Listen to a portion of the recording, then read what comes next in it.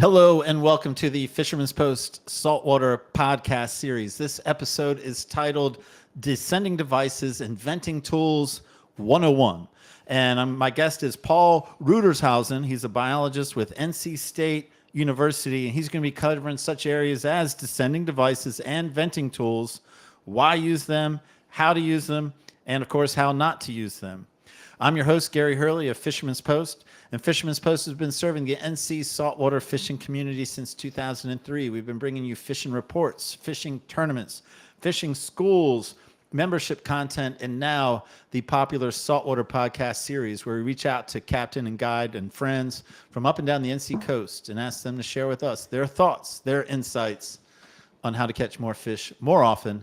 And in this endeavor, I am joined by my podcast co-host, David Harden of Harden Creative Media. Hey, Gary. Hey, David.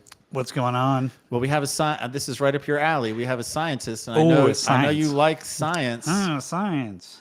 And you're nerdy. That's right. Like those nerdy scientists. I got my glasses on, special for this. You're for this nerdy episode. for way more reasons than those glasses. Hey, you're cutting yourself short. All right. But yeah, man, I'm excited. I think this is not only going to be informative, but I think it's going to be helpful, man. I think the fishing community, my bottom fishing saltwater community in general, could use some help with descending devices and venting tools. It's something I know absolutely nothing about. So I'm not surprised. Yes. So anyway. But you're going to know a lot. I know a lot about our sponsors, though. Let's thank the sponsors. Let's do that. Port City Signs and Graphics, up #1. Sabrina and the crew. They are great. I rave about them every time, and for a reason, man. They are all about relationships. You want to look at some signs? I would love to look at some All right, signs. we're going to look at two signs. You're going to tell me which one is made by Port City Signs and Graphics, which one is made by some other I place. understand the rule. I'm good at this game. This All right, might be okay. the game I'm best at. Okay, here we go. Here's sign number 1. The sign says, there are 3 kinds of people, those that can count and those that can't. I see what you did there. See, you have to think about it a little bit. Even the English teacher picked up on that one. I got you. All right, here's sign number 2. It's a nice, colorful, probably aluminum sign. It says Big Sky Design. It's a very, very tasteful Yeah, I sign. feel like I've heard of that company, man. And that is a good looking sign. Yeah, they're around here. So I'm guessing Big Sky designed it, and then they made it. Maybe, and then they I don't mounted know. it, because they do that too. Port City Signs, they design signs, so. Ooh, I wonder what happens when a design company needs. I don't know. That's a good question for Sabrina. But I tell you, like I say, man, they make all kinds of stuff for us, and they are great, man. They have great crew. They work with you. They make sure it's exactly what you want. You proof it. You see, estimates. There's no mystery to it, and they walk you through to the end and make sure you're happy. Again, they are great for a business relationship. Some personal too. And of course, like I say, you can wrap your boat, but if you are a business owner, then you should be considering Port City Signs and Graphics. You got it. Next up, yourboatmoney.com. Yes, as I always say, Scott Bradshaw, man, that dude, he is tight, man. He is good with his details, and he's friendly. Like, it's a great combination, man. Friendly, sharp, and tight with details, tight with numbers, man. He can help you buy a boat.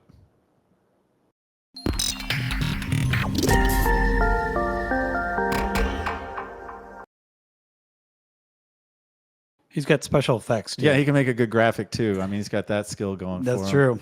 And, yeah, man, I just think, like, why have any mystery? If you're making a big purchase, and, a boat is one of the bigger purchases, man, why make it a mystery? Why go it alone? Man, he's an ally. And if nothing else, go to yourboatmoney.com and just check out his website. It's full of information. You don't even have to interact with him unless you choose to. Good stuff. Good stuff. Next up, Marine Warehouse Center. Matt with Marine Warehouse, excited to give you guys a huge update. We're now carrying Seabourn and Spider boat line. Of course, we have the newest models of Carolina Skiff, Sailfish, Sea Chaser, and Pan Marine. With over 60 boats in stock at a Wilmington location, let's schedule a sea trial and let's get you on the water today.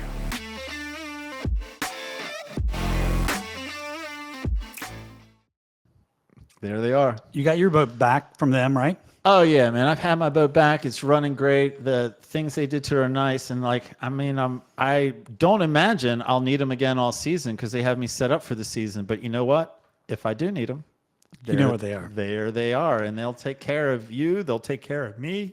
Terrell has your number too. Terrell has my number. He gives me jokes, and all those guys, man. Again, I'll tell you about Terrell. Like, again, I think my theme now is, hey, why don't you guys go and ask Terrell to tell you a joke and then let me know? I mean, I'm talking to the audience. I'm not talking to David. Like, hey, podcast audience, stop by Marine Warehouse Center, if for no other reason than just knock on Terrell's door and say, hey, man, can I get my personal Terrell joke? Because this is what he's coming up with. I mean, I think he needs a motivation. Are you ready for the latest? I am so ready. What do you call a magician who has lost their magic? A magician who has lost their magic. Yeah. I do not know. Ian. You get it? You take magic out of magician. Oh. Like, see, those are the best jokes. The ones you have to explain. Like, that's what I have found. It was is so if I have to explain the joke to you, It was then so you're like, good. man, that really is a good one. Thank you for explaining it. Yeah, That's right. A magician lost their magic. Magic. You call it Ian. Ian. I get it. Yep. You got it? It's a spelling joke. All right. Yeah. All right. Very good, Terrell. Very good. Very good. Where are we with that? All right. Well, let's talk about bonus content. Man, thank you for that setup. Yes, if you are a fan of the podcast and you just want more podcasts, then you can become a premium content member at Fisherman's Post. You get early access to all our podcasts. You get exclusive access to the bonus content feature we now do. And if that wasn't enough, you get weekly fishing reports delivered in audio and video format from up and down the entire North Carolina coast. More information at fishermanspost.com. It's a bargain. It's a bargain, man. I tell you, it's good. I'm proud of it. We have been working on it and creating value, and I'm proud. But I have work at hand, and so David, I'm gonna talk with Paul. I'm gonna talk with this scientist, and then I'm gonna come back to you for David's best takeaway. All righty. All right, let's go. Let me see here. All right, and it is my pleasure to introduce to the podcast my guest tonight, Paul Rudershausen, a biologist with NC State University, going to talk to us about descending devices and vending tools 101. Welcome to the podcast, Paul. Thank you so much for joining us. Yeah, thanks for having me, Gary. Appreciate the time. Thank you. Yeah, man. As I said in the setup to this show, man, I think this is a topic that a lot of my audience needs more information on, including me. Like, I love bottom fishing, so this is right up my alley. And admittedly, it's an area I am inept in. But as important as this information is, we do have a tradition on the podcast, and that is no guest gets on the show without answering 2 questions. So you tell me you're ready for 2 questions. I give you question number 1. I'm ready for more than 2 questions, but hit me with 2 questions to start with. That's a great answer, Paul. Confidence. You're off to a great start on this podcast. Question number 1, why should I, David, anyone listen to anything you have to say about venting tools and descending devices? Why?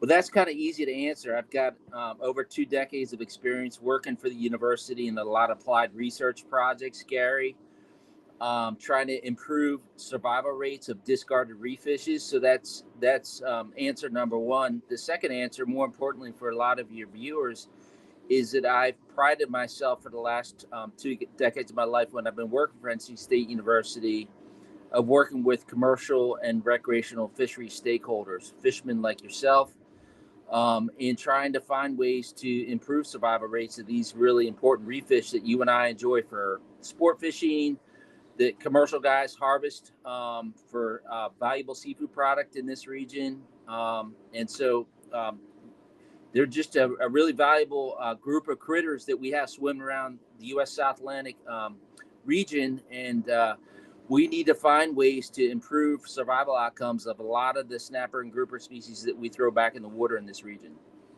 You're hitting 100, man. There's 2 great answers he's giving me, David. Yep. I'm moving on to question number 2. Very good. All right, now I'm going to disappoint you because I am not a scientist brain. I am an English teacher that found himself with a fishing podcast and other mediums. And so here's your question. I look at Paul Rudershausen and I go, man, I'm going to ask him some questions about the actor Paul Rudd, or Rude, or however it's pronounced. So do you even know who I'm talking about? Clueless, Ant-Man, 40-year-old virgin. What was that part again? I was listening to some of his movies. Anyway, I'm going to move forward. The first one's true false, so you got a 50% chance. The actor Paul Rudd of Clueless, Ant-Man, and 40-year-old virgin. The actor Paul Rudd's parents are second cousins. True. It is true. Why would I ask it if it wasn't true, right?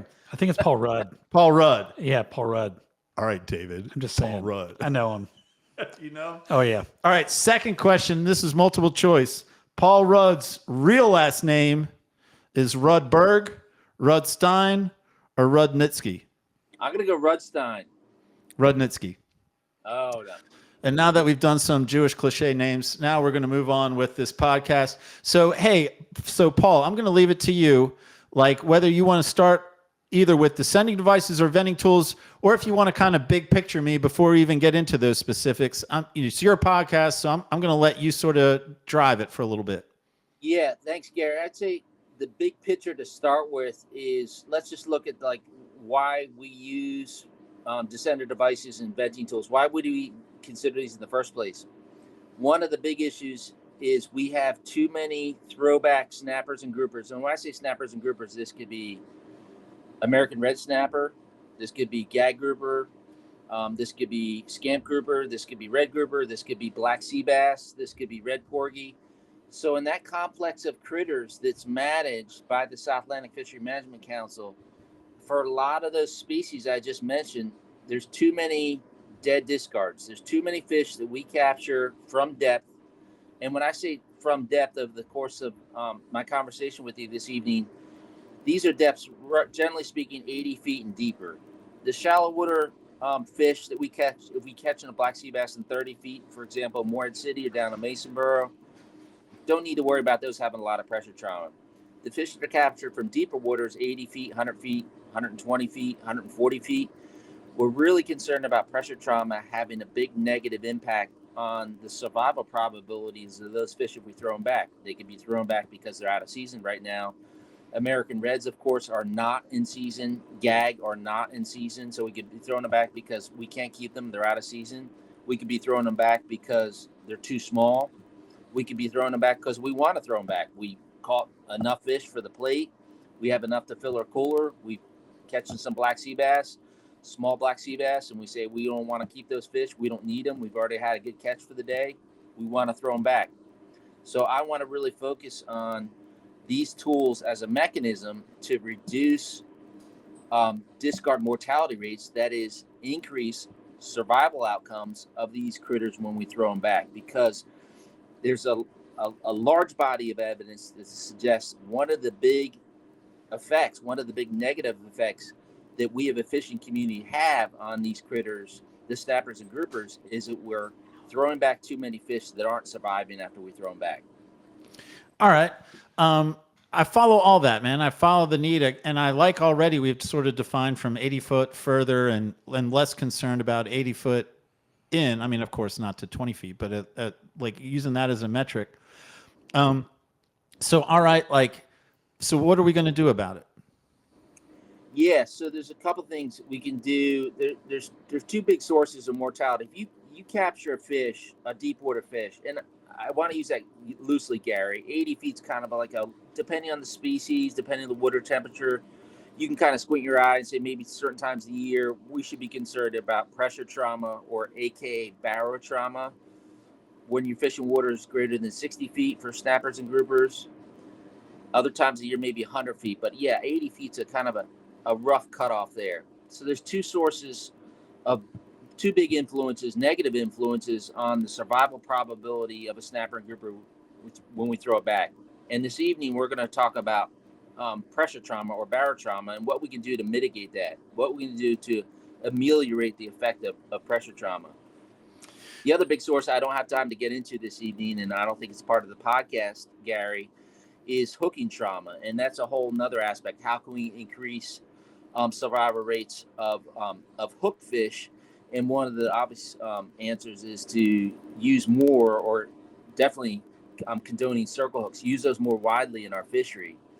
But I want to focus tonight on these tools that we can use to ameliorate the effects of pressure trauma, aka barotrauma, in our snapper grouper fishery in the South Atlantic. And I'm going to focus here to my left side in the office this evening. I've got a little basket of different tools that scientists have streamlined and perfected over the years as some pretty fast and easy techniques to, again, address pressure trauma and snappers and groupers and other deep water reef species. So it doesn't necessarily have to be snappers and groupers. Some of these tools were perfected on the rockfishes out in the Pacific Northwest, like off of California, Oregon, Washington, Alaska. There's a whole bunch of rockfishes, the canary rockfish, the yellow eye rockfish. And so these tools that I'm going to be showing you all tonight are also a way to improve survival outcomes of other fish that are caught from deep water habitats in other parts of the country. So if we're going to say, I mean, you decide whether we're starting with descending devices or venting tools. Has there been a lot of progress made in the effectiveness of these tools? Like, have they gone through an evolution, or are we basically using what we started using, just a little bit more excess? I don't know. Yeah, really great question, Gary. We're not progressing really much on the devices, nor do we need to. The devices are really simple. It's basically to either send the fish back down to a depth where it was captured from, and I'll talk about that in a second, or get the gas out of the interior body cavity of the fish. So the technique itself is really simple. This is almost, probably goes back to Isaac Newton days or even before that. So the physics behind the devices is really simple, and the devices are really simple as well. The scientific community proving that they work is a more recent phenomenon. So we're now using, in the lab that I'm part of at NC State University, we're using electronic scientific equipment to more accurately determine what's the improvement in survival outcomes using these tools compared to not using them at all. And so that's where the advancements come from over the last 20 years, not necessarily an advancement in the equipment, maybe a little bit, but really an advancement in the scientific ability with electronics, electronic tags, acoustic receivers to really hone in or drill down specifically in a numerical fashion about what savings we might incur in the fishery if we start using these devices in a more widespread fashion. So instead of me just using them on a weekend outing, or you just using them, if the fishery was to use them, or to folks were to use these much more frequently, and there'd be more anglers adopting these catch and release practices, that's where we could start talking about having, across the entire stocks for some of these species, a tremendous savings in the number of fish that are surviving compared to dying when we're throwing them back. So do observations show that the bigger hurdle is just getting rec and commercial anglers to participate, or to do it correctly? Is it getting them to do it, the bigger battle, or do it correctly? Definitely both. That's a great question, Gary. And we have issues in our region, and this is definitely the region. I've worked here in the South Atlantic for 20 years, so this is the region I'm by far the most familiar with. I don't know about other regions of the country where they, again, like in the Pacific Northwest, where they have these similar issues. We have a big problem in this region that a lot of folks don't know how to use these devices. They're not familiar with them, so they're not educated on these devices sometimes even exist. And a lot of times, for those folks that are familiar with these devices, they don't know in what settings these devices could be really useful. So we have this double-edged problem in our fishery, and so it's a double whammy: lack of knowledge and lack of use when folks do know about the devices themselves. All right, I know you already touched on it, but I didn't quite follow. And if there's a way to simply answer this, but you feel confident that you have data, that you have created data that says this works, and it works very effectively.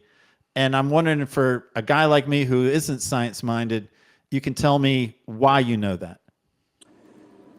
So, good question.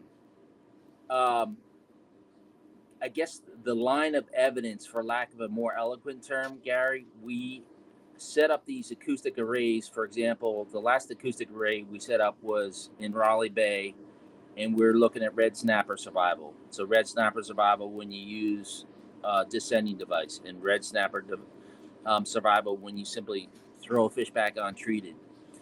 And what these acoustic arrays allow us to do, when you put an electronic tag in a fish, an acoustic tag, what they allow us to do with a certain level of confidence, or with a high level of confidence, is they allow us to infer the fate of the fish.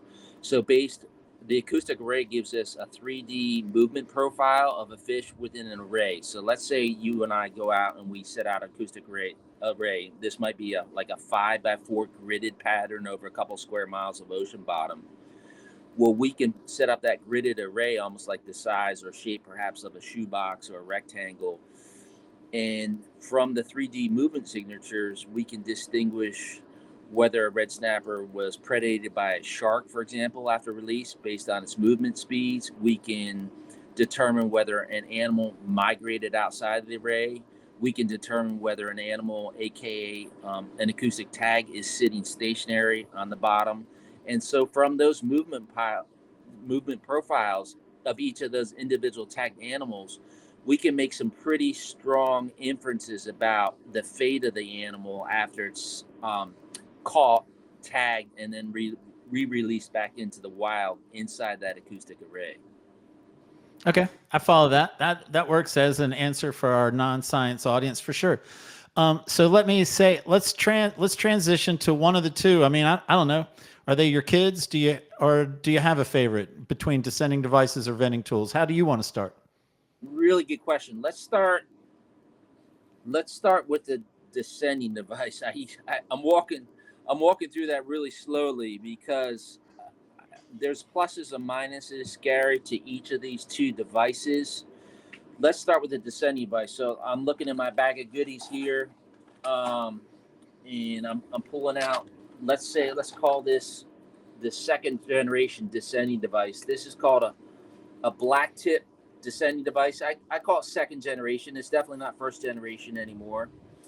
And basically the nuts and bolts of this device, this is one of the many descending devices that's on the commercial market. There's a couple big features of this device. One of them is this is where you would attach, on my left hand here that I'm pulling on, this is where you would attach your standing line just on this swivel. And then you got a piece of ballast here. This might be like a 3 to 4 pound dive weight hanging off of this bottom swivel that I'm tugging on right here. And you notice here, when I'm tugging on this swivel here, notice those red jaws right next to my head that look like they might squeeze my head a little bit. Notice how those jaws come closed. And so if I attach, let's say, a 4 pound dive weight or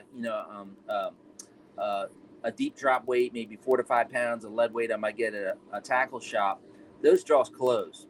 So those are the jaws that are actually link up to a fish. So you're going to put the jaws of the descending device, this black tip descending device, you're going to hook that right up to the jaws of a fish. So the fish is going to be gripped by those red jaws, and the animal is going to get lowered to the bottom by virtue of this ballast weight that's right here off of my right hand. And you can link up the ballast weight with a piece of monofilament or even a piece of like bow rope or whatever. It doesn't have to be pretty.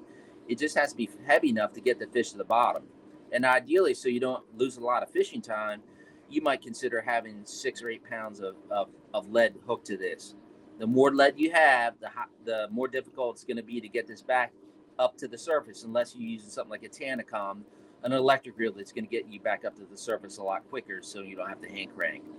And so what happens when this lead weight in my right hand, when this hits the bottom, it releases those jaws. So now watch the jaws. The fish is going back down towards the bottom, and then the lead weight hits the bottom, and this is just simply a spring-loaded device. It's super simple in its mechanism. And those jaws spring open, and the fish is able to swim back off on its own. This is a pretty slick device because it doesn't require a lot of training. The only thing you have to know, Gary, on this device is where to hook the fish up in these jaws right here, those red jaws again, and using enough weight for your particular fishing application. So if you're fishing 1,000 feet of water, and let's say you were going off golden tiles off the east coast of Florida, you're probably going to need a lot more weight. You might, who knows, you might need, I'm not familiar with that fishery, you might need 10 to 15 to 20 pounds of weight. If you're fishing for American red snapper in Onslow Bay, North Carolina, and you're fishing, let's say, 130 feet, you might only need 5 pounds of weight. You're going to need more weight for the bigger fish. So bigger fish have more buoyancy, so you're going to want to consider more weight. That's where the usage of a Tanacom or similar type electric style reel is pretty effective, because you can just hit the switch and this whole device, including the weight, will be brought back up to the surface electrically, which is pretty slick, so you're not losing a lot of fishing time. That, in my opinion, along with the price of some of these devices, is a potential drawback why these aren't used in a more widespread fashion in our U.S. South Atlantic fishery management region because of the price and the time that it takes to use these devices. There's a really old paper, like 50 years old, an old scientific paper said for a device to be acceptable in a fishery, a couple of the boxes it's got to check. It's got to be easy to use. This is pretty easy to use. It's got to be cheap. This isn't so cheap. This device is maybe 30 to 40 bucks, and then you add the 10 pounds of ballast weight, maybe 60 bucks total. And it's got to have a tangible effect. Well, we as a scientific community have demonstrated that this has a really tangible effect. This can improve the survival outcome of snappers and groupers when you release them, because if you release a snapper grouper and it floats away, it's a floating balloon off the side of your boat, and you don't find a mechanism to get that fish going back down towards the bottom or get it to the bottom using a descender device, a floating fish is a dead fish. So it's really important, and that's what this descender device does. It gives the fish a free trip back to the bottom, and so that's what descending devices are all about. So this is a black tip descending device. Like I said, this is kind of a second generation device. This thing's been around maybe 15-ish years. There's more rudimentary ways to give an animal, a snapper grouper, a free trip back down to the bottom. Another one is a milk crate or a milk jug. You can use an inverted milk crate with some weights off to the side. But you might imagine when you use a milk crate, it's cheap. If you can get it, find yourselves an old milk crate these days, a plastic milk crate. But it's cumbersome to bring back up to the boat. If you're dropping that to 130, 140 feet, 200 feet, 300 feet, if we're out snowy grouper fishing on the edge or whatever, it's difficult to bring a milk crate back up. So that cheap and easy to use doesn't necessarily, those boxes don't necessarily get checked when you're using a recompression device. So now, All right. Yeah, go ahead. So, and this isn't, I mean, I guess what I'm trying to say is like, my image is of, the fish I brought up, and, it's not the tongue sticking out the mouth. It's what? The stomach sticking out the mouth from inflation from barometric change. So just by sending it down and the time it takes to go down, it corrects itself basically immediately. Like as soon as it's on the bottom and it's released, the problem's already solved. Really good question. The gaseous recompression is solved. That's why they call them, sometimes you'll hear these referred to instead of descender devices, you'll hear these called recompression devices, because literally they're taking all those trapped gases that have a low volume or occupy great volume at the water surface. They're taking that same amount of gas, the same number of molecules, and decreasing the volume of that molecules at the bottom of the ocean. So sometimes you hear them be called recompression devices. And so the recompression aspect, the physical gas expansion contraction effect, that problem's, the physical problem solved right away. So the physics is taken care of. I'm sure after this period of time, though, it takes fish a while to fully recover from the catch and release experience, or the catch, the recompression, and then when the ballast weight hits the bottom, that experience of being caught and released and getting that free trip back down to the bottom. That probably takes time, but I will tell you, Gary, when we've been fishing in some black sea bass research, this is going on 10 to 15 years ago, but when we've been fishing at about 100 feet in Onslow Bay for black sea bass and some applied research we conducted about a decade ago in the lab I work in at NC State University, we repeatedly caught some of the black sea bass within the same day of sampling. So that gives me indication, at least for black sea bass, that biological recovery is fairly quick. So when that animal gets a free trip back down the bottom, who knows whether it's resting minutes or hours. But I would say probably in most cases, if that animal's going to survive that experience, I'm going to suggest or postulate that without having any hard evidence, and if there is hard evidence, I haven't read it, it might be out there in the scientific literature, but that animal's recovering pretty quickly and probably feeding pretty rapidly within a day or so at most, after it's caught and recompressed and then released at the bottom. Okay, and I like how you set it up, carefully saying pluses and minuses to both methods, and we're starting with descendant devices.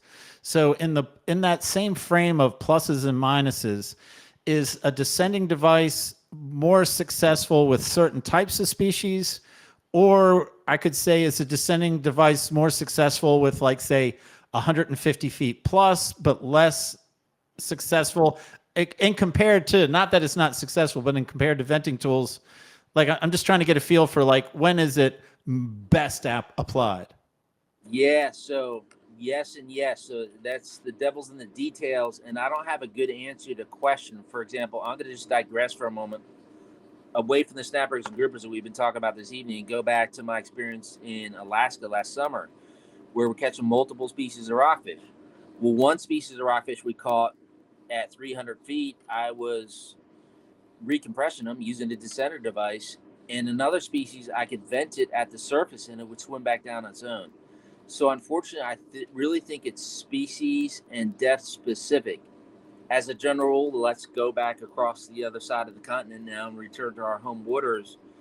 If you're fishing, and here's my opinion, I've done a lot of work in this, and had a lot of observation on both in research settings and walking aboard commercial and recreational fishing boats.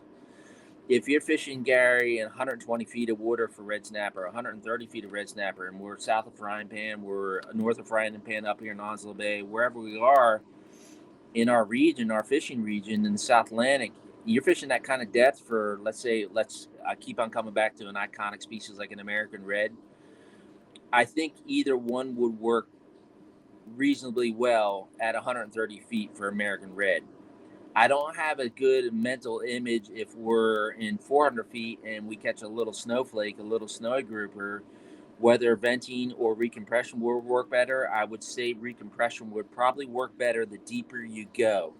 So venting would, and this is my snapshot impression. If I'm like squinting my eyes and thinking across depths and across species, venting's kind of the quick and dirty, and we're fishing shallow waters.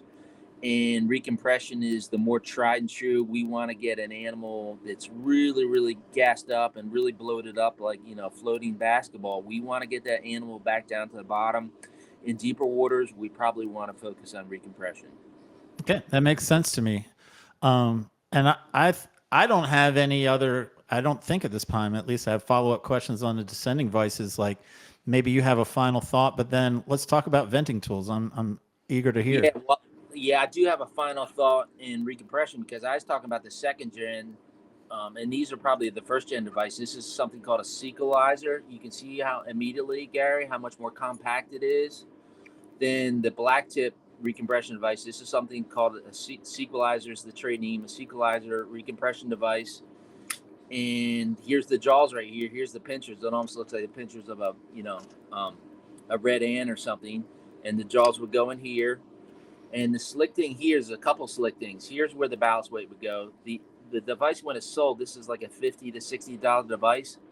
This sequelizer device, when it's sold, it comes with this clip. So you can link this clip right up with some mono that's attached to ballast. So that's where the ballast comes in here. And the ballast, you can imagine when it's going back down the bottom, everything's headed in this direction, off to my right side here. And again, here's where the jaws are linked up to the jaws of a fish.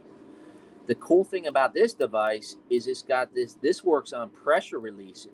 So as long as we get the animal down to a certain pressure, this sequelizer device has these 3 different pressure settings. And the cool thing is here, these pressure stops, you just push in this pin here and screw it in for various pressure stops. The pressure stops in here are either 50 feet, 100 feet, or 150 feet.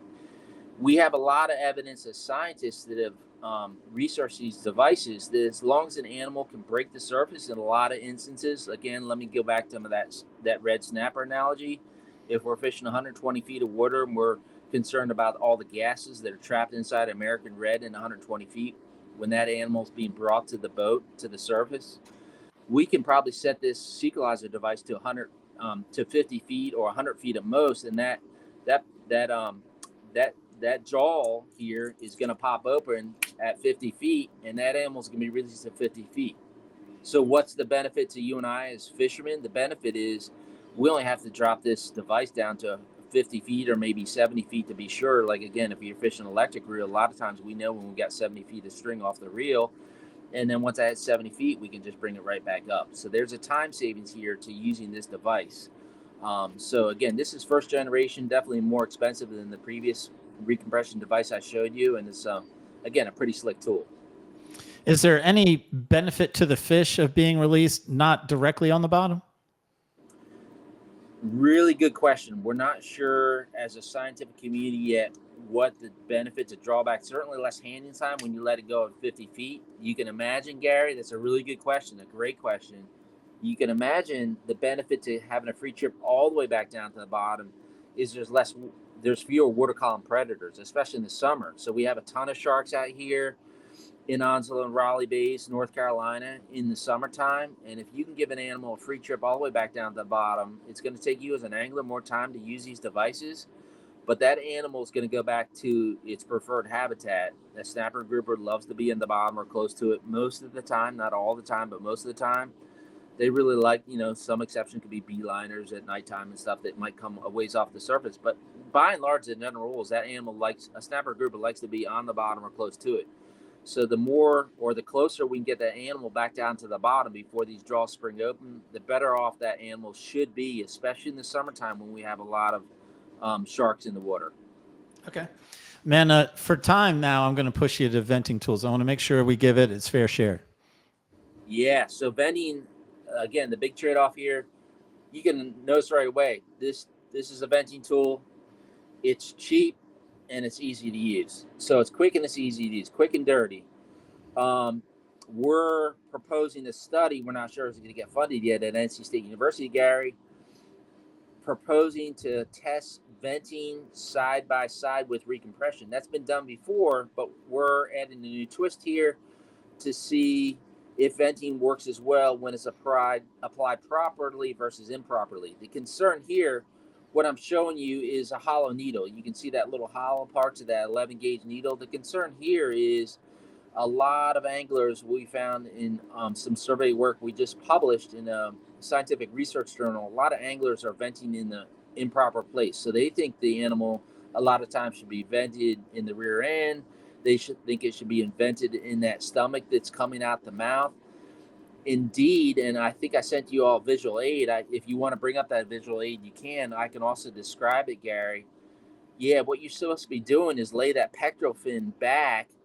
I'm not sure if that's visible to your viewers, but the pectoral fin's that side fin of the fish right behind the operculum.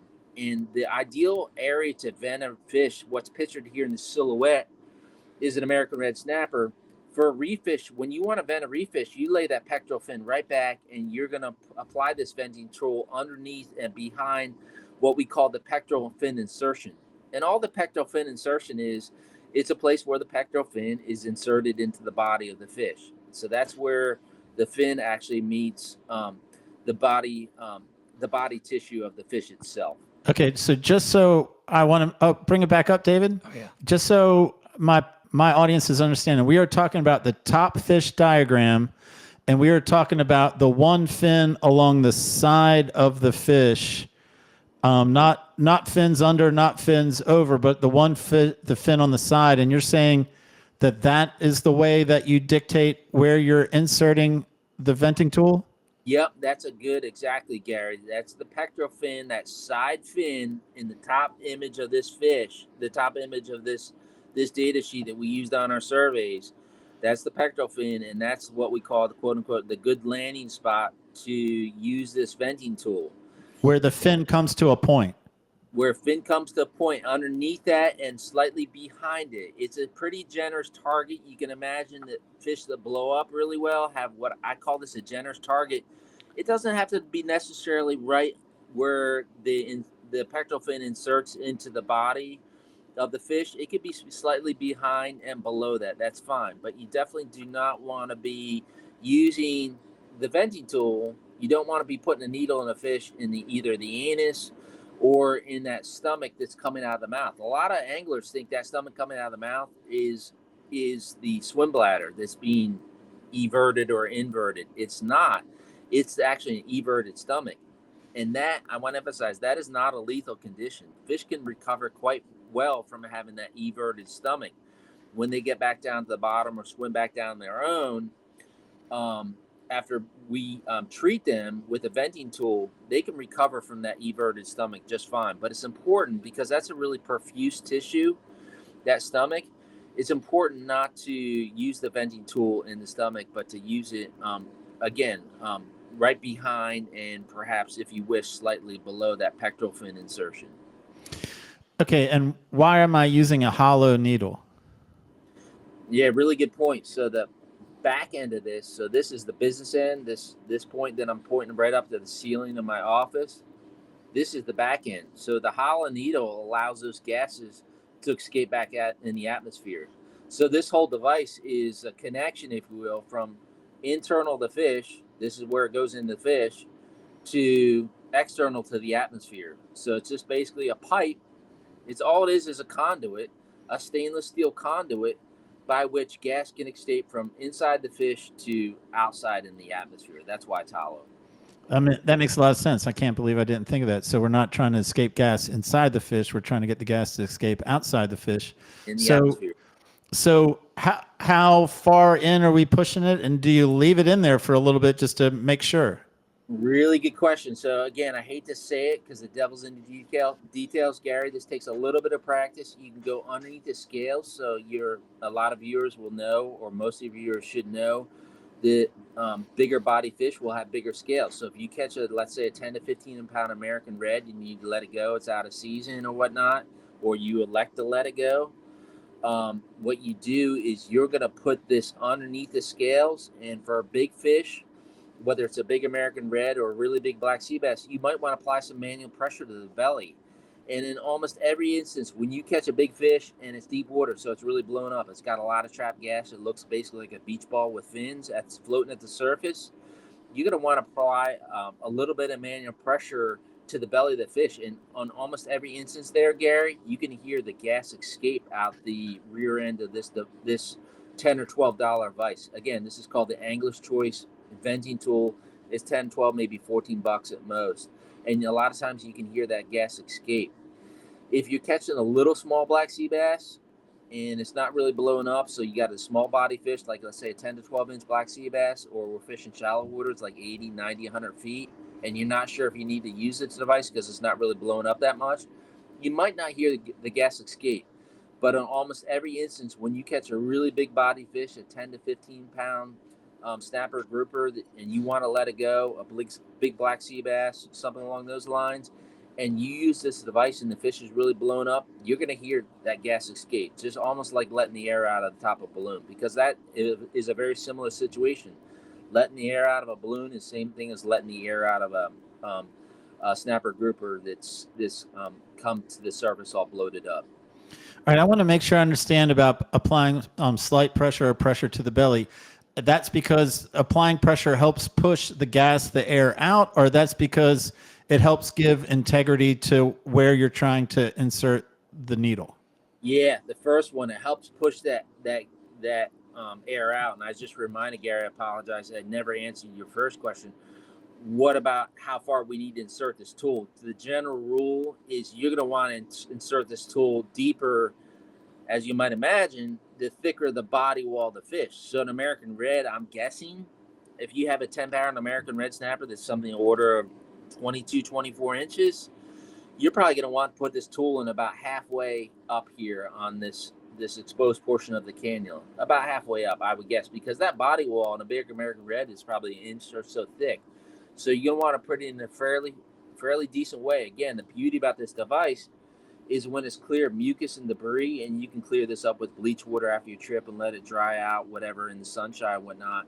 These devices are pretty easy to clean, but as long as you don't have this interrupted by virtue of, fish slime or mucus or scales, whatever, as long as that connection is not interrupted and you have this hollow connection, you've got this quote unquote conduit here, it's going to allow that gas to escape.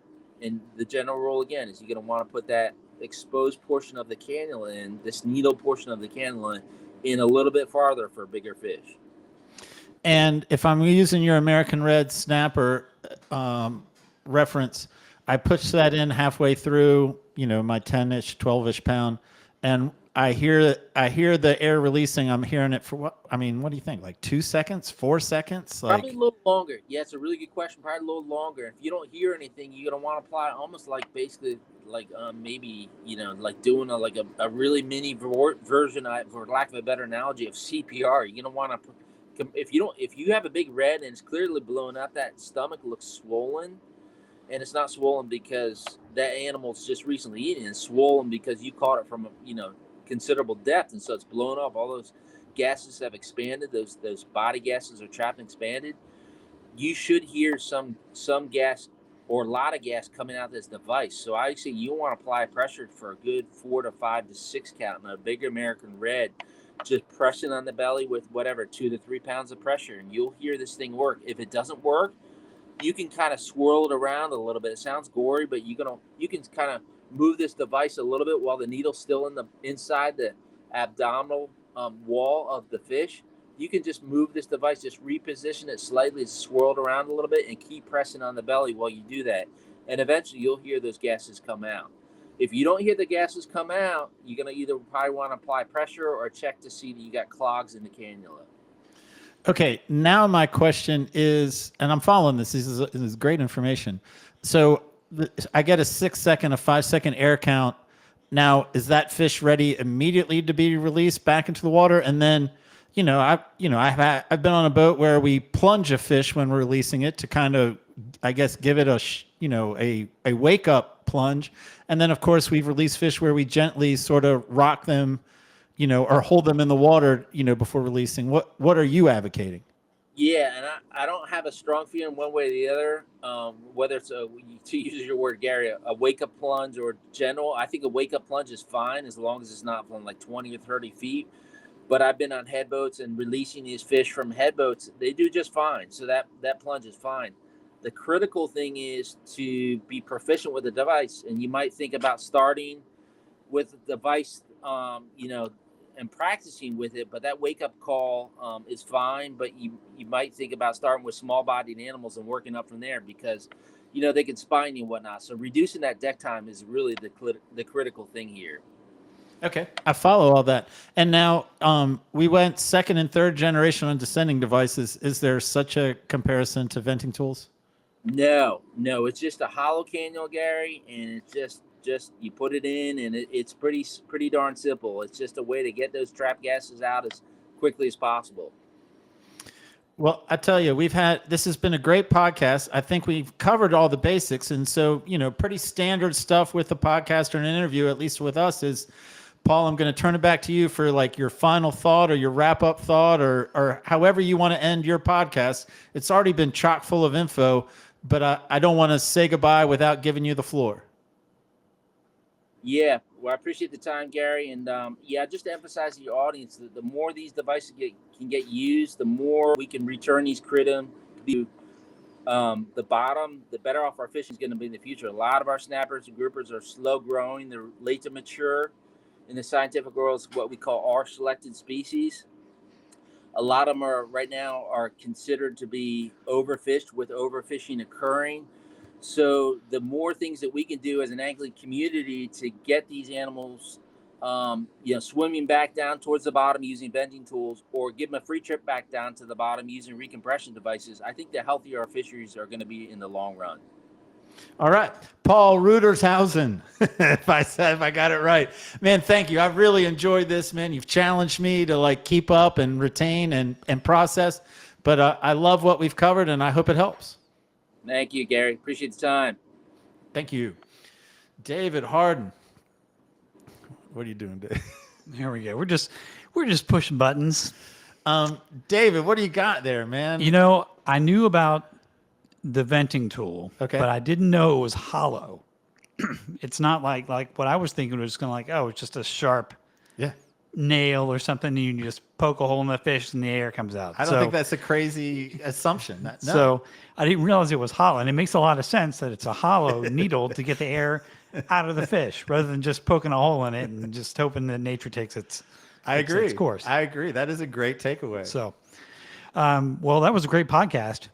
Yeah, man, that was full of him. I mean, he doesn't know shit about Paul Rudd, but I mean, other than that, he killed it. That's right. Well, before we go, let's thank our sponsors one more time: Port City Signs and Graphics, YourBoatMoney.com, and Marine Warehouse Center. Yeah, and one more time on membership benefits. If you want to support the podcast, become a premium content member, early podcast release, bonus podcast content, and weekly fishing reports delivered in audio and video format behind our paywall. And we'd appreciate it. Fisherman'sPost.com for more information. And thank you for tuning in. David, thank you for what you do. No problem.